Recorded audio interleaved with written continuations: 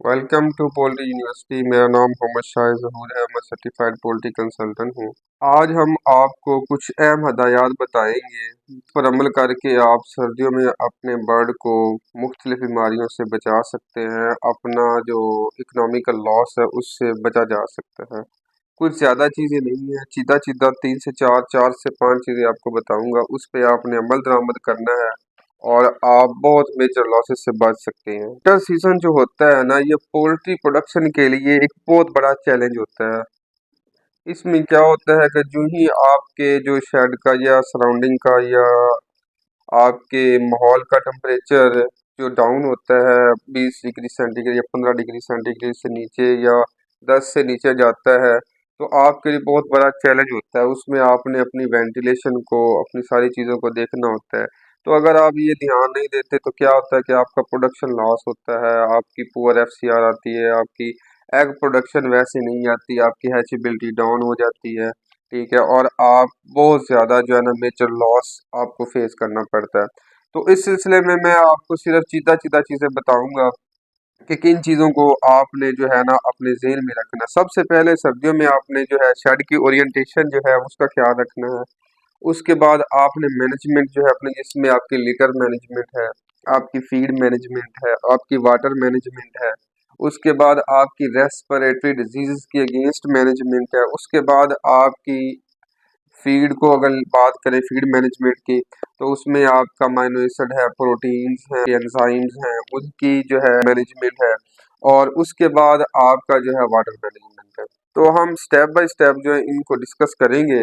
तो आपको मैं चीता चीता चीज़ें बताऊंगा जिसकी बेस पे आप अपने बर्ड को सर्दियों के जो मेजर लॉस से बचा सकते हैं। वो इसमें ये आपने ख्याल रखना है कि चाहे आपने घरों में मुर्गियां रखी हुई हैं, आप कमर्शियल फार्मिंग कर रहे हैं, जिस लेवल पे भी फार्मिंग कर रहे हैं, आपको इन चीज़ों का ख्याल रखना पड़ेगा।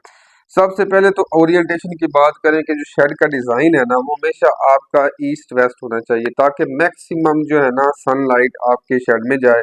रात को जब आपने देखना है कि शाम को या रात को जब टेम्परेचर डाउन होता है, तो आपने अपनी तरपालें जो ओपन हाउस की अगर बात करें, तरपालें ऊपर कर देनी है। ठीक है, ताकि जो और ऊपर से आपने इस तरह मतलब करना है। ठीक है, कि जिस तरफ से हवा आ रही है उससे आपने अगर 1 फुट नीचे किया है तो दूसरी साइड से आपने 1.5 फुट नीचे करनी तरपालें। तो अगर आपने घरों में मुर्गियां रखी होती हैं तो जो आपने खुड्डा बनाया उसमें हल्की सी वेंटिलेशन हो, ठीक है, जिसमें जो फ्रेश एयर आ जा रही हो। तो इसका आपने बहुत ख्याल रखना। सुबह जब आपने अपना बर्ड को ओपन करना है, तरपालें वगैरह नीचे करनी है, तो आपने बर्ड की जो है ना उसको देखना है कि बर्ड नॉर्मल फीड खा रहा है, स्ट्रेच है, उसकी शाइनिंग जिस तरह की उसकी कलगी होती है, शाइनिंग होती है, आंखें ब्राइट होती हैं, गर्दन स्ट्रेच होती है, उसका प्लमेज पर वगैरह ठीक है। तो अगर तो बर्ड सिकुड़ा हुआ है, उसकी गर्दन की लेंथ कम हुई हुई है, उसकी जो कलगी है वो मुरझाई हुई है और आंखें जो ब्राइट नहीं है, तो इसका मतलब समझिए कि रात को आपकी वेंटिलेशन जो है वो प्रॉपर नहीं थी।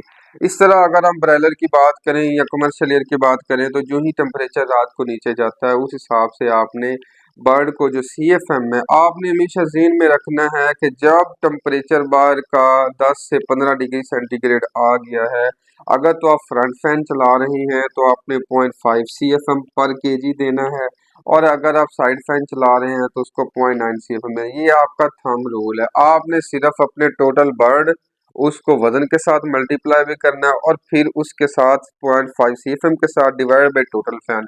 तो अब ये फैन निकल आएंगे। ठीक है, उसके बाद टोटल फैन कैपेसिटी जो होती है उसके साथ, और उसके बाद आपने ये देखना है वेंट की कैलकुलेशन मैंने आपको लास्ट में बताई है, मेरी एक वीडियो मौजूद है इसमें आपको प्रॉपर वेंट की कैलकुलेशन उस हिसाब से आपने ये कैलकुलेशन करती है।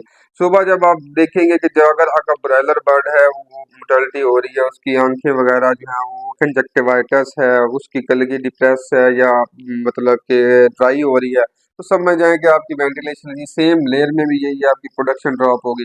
तो आपने अपनी वेंटिलेशन की तरफ ध्यान देना है। उसके बाद एक तो आपकी ओरिएंटेशन हो गई, उसकी फिर आपको वेंटिलेशन का बता दिया। अब तीसरा आपकी लिटर मैनेजमेंट।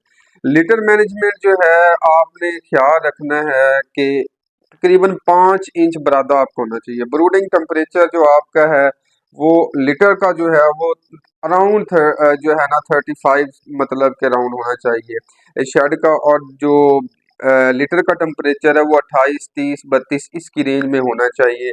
अगर नहीं होता तो बर्ड को ना ठंड लगेगी और आपके बर्ड की जो ब्रूडिंग है वो प्रॉपर नहीं होगी। ब्रूडिंग में खास ख्याल रखना है कि never ever compromise at the cost of ventilation. आपने अपने टेम्परेचर को मेंटेन करने के लिए या उसको करने के लिए आपने कभी भी वेंटिलेशन पे कंप्रोमाइज नहीं करना, ठीक है। अपने बर्ड की जो है टेम्परेचर को मैनेज करने के चक्कर में वेंटिलेशन कंप्रोमाइज नहीं करनी। आपने अपने ब्रूडर चलाएं, टेम्परेचर मेंटेन करें और प्रॉपर फ्रेश एयर दें, क्योंकि फ्रेश एयर आपने मिनिमम वेंटिलेशन यही है कि आपके बर्ड जो है ना उसको खास ऑक्सीजन चाहिए, ऑक्सीजन का लेवल चाहिए, ताकि आपकी जो अंदर मौजूद गैसेज है वो निकल जाएं और एक खास जो एयर है और फ्रेश एयर है जिसमें ऑक्सीजन का लेवल है, ह्यूमिडिटी वगैरह आपके अंदर कंट्रोल है और आपका बर्ड जो है ना वो नेगेटिव लॉस में ना जाए।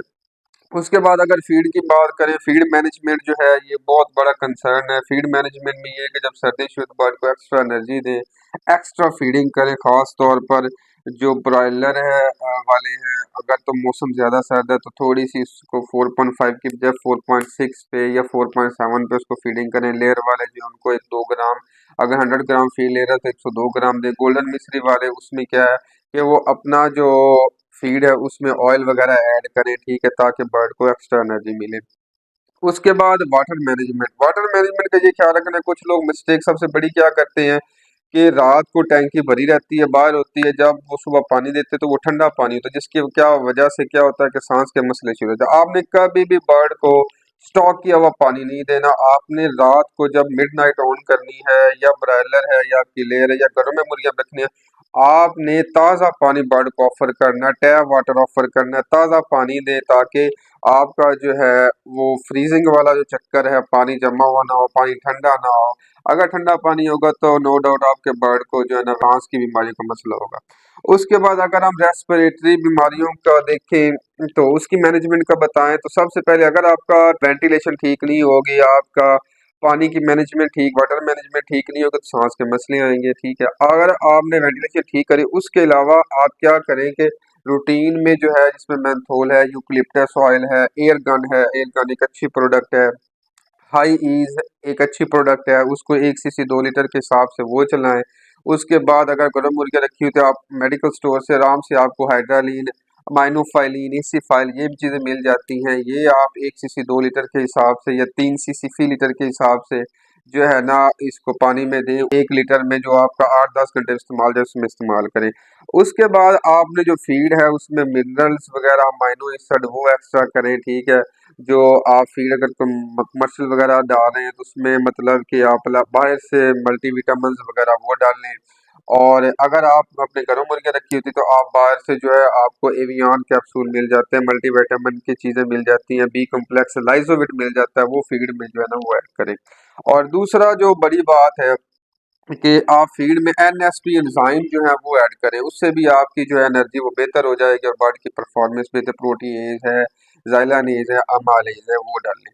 और तीसरा ये है कि जब आप पानी में ये चीज़ यूज़ कर रहे हो तो ऑर्गेनिक एसिड जो है जिसमें प्रोपियोनिक एसिड है, लैक्टिक एसिड है, बुटेरिक एसिड है, इस तरह आप गार्लिक यूज़ कर सकते हैं। इसके अलावा आप जिंजर यूज़ कर सकते हैं। इनका जो है एक्सट्रैक्ट वो निकाल के दें। उम्मीद है आपको मैंने सारी चीज़ें क्लियर कर दी हैं। अगर इन चीज़ों पे आप अमल करेंगे तो इंशाल्लाह आपका बर्ड जो है वो सर्दी की स्ट्रेस में नहीं आएगा। इसके अलावा अगर आपको क्वेश्चन है तो मुझसे पूछ सकते हैं। Thank you so much. अल्लाह हाफिज़।